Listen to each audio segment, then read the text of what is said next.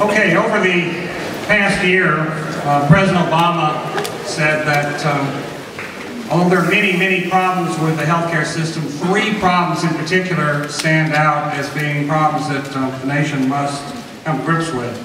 The costs are too high, quality is not where it needs to be, and people do not have access to the care that they need. There's some fascinating polls that have been conducted over the last few days, and I sort of want to see how the people in this audience compare with the people across the nation.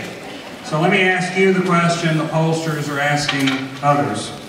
If health reform bill passes Congress, how many of you think that your personal health care costs will go up?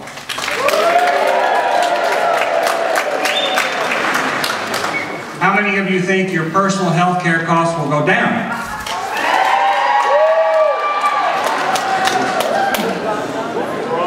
Quality. We get a bill through Congress, how many of you think that the quality of your care will go up? How many of you think the quality of your care will go down?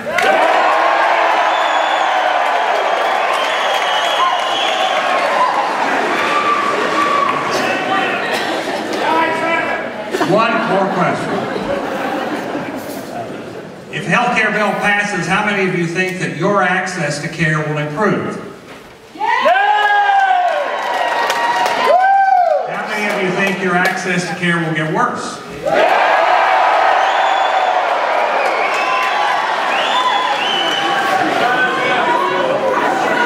Okay, I can tell you that your answers were pretty consistent with how people across the nation are answering.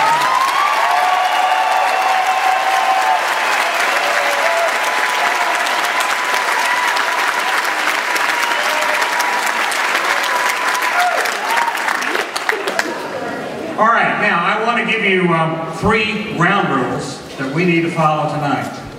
Ground rule number 1, please be respectful of the other people in this auditorium.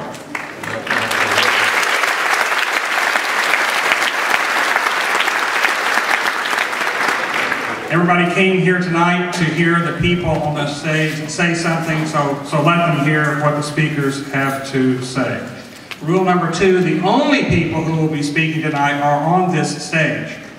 Now you will have an opportunity to ask questions, and when you enter this auditorium tonight, each of you got a little blue card. And we want to encourage you to write your question for anyone on this stage on that card. So please put the name of the person to whom you want to address your question. Write out the question as clearly and legibly as you can, because if we can't read it, we're probably not going to ask it. Number 3, we're here tonight to focus on solutions, and we have 4 people who are out there in the private and public sector solving all 3 of these problems that I just mentioned. And we want to hear what they have to say, we want to hear what the congressmen think about it, and that's why we're here. All right, so let's start with the congressman. I'm just going to go in order. Congressman Sam Johnson. Let's give him a warm welcome.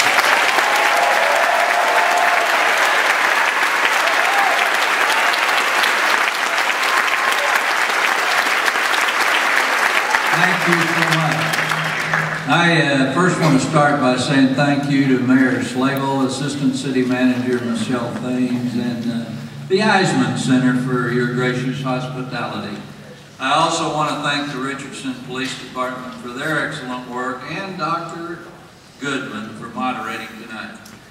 Thank you to the panelists and my colleagues for joining me in what I hope will be a peaceful and productive dialogue on healthcare solutions and exploring ways we can make the system better for all Americans. Most important, I want to thank you all in the audience for coming tonight. As a former prisoner of war in Vietnam for nearly 7 years, more than half of that time in solitary confinement, my fellow POWs and I swore when, not if, but when we returned home, we would quit griping about the government and do something about it by running for office. I guess you could say,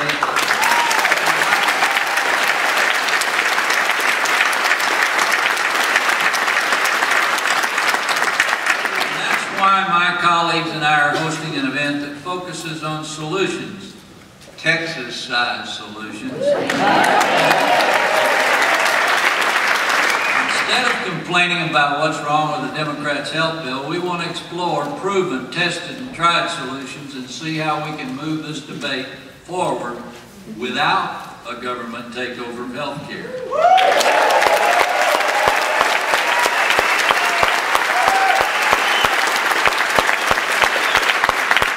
If you recall, we are the people. America is free. We operate under a Constitution.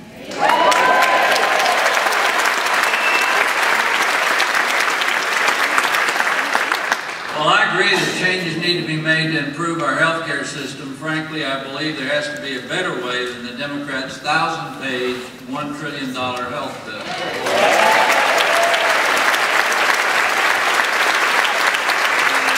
We know whether you have health insurance or don't have health insurance, pay too much for it, or like the plan you currently have, make no mistake, this bill will impact you. This health care bill, supported by President Obama, Nancy Pelosi,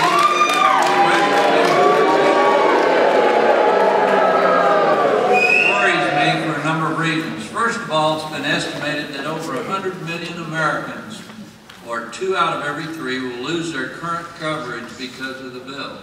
We must remember that 4 out of 5 Americans, think about that, like the health plan they have and don't want to lose it.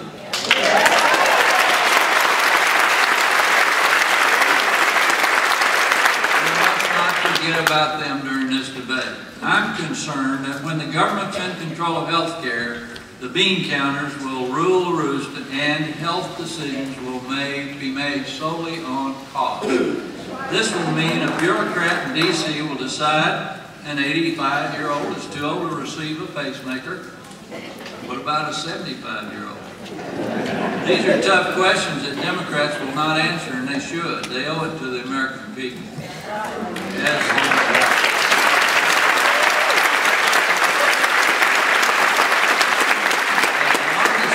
Republican on the Ways and Means Health Subcommittee, I offered several changes to the bill when it came before the committee last month. One, I offered an amendment that said if a member of Congress votes for government-run health care, then he or she ought to be the first to vote.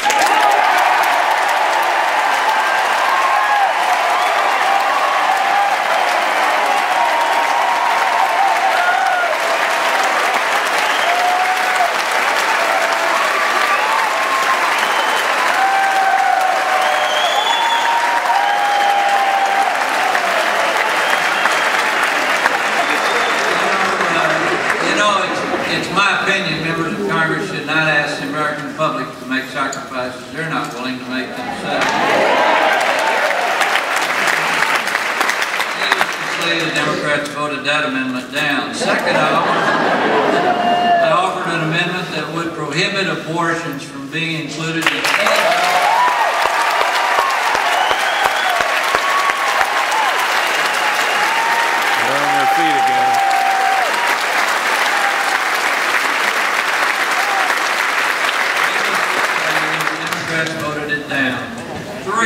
I offered an amendment to ensure that illegal immigrants would not receive tax relief.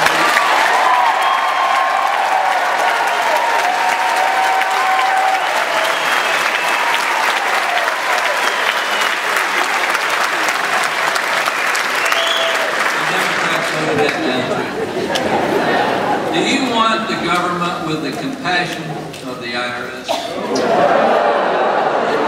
Savvy of the post office, dictating your personal health care decisions? That's why I voted against it too.